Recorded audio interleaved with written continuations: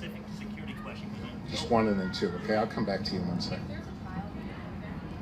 If there's a trial, will I be there?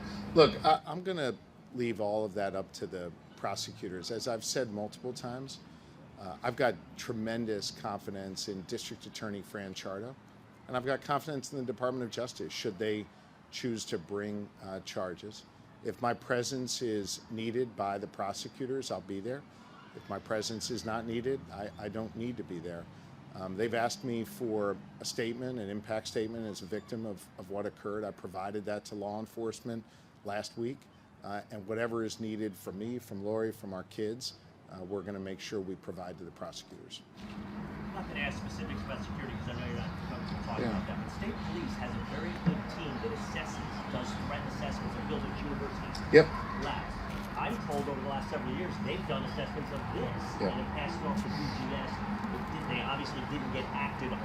Are you aware of that? What's your reaction? I'm not aware of an assessment that they made that DGS did not act upon. I'm not saying that didn't happen. I'm not saying it did. But that's a question I would defer to PSP and DGS. That specialized unit has been on the ground here over the last week, making recommendations.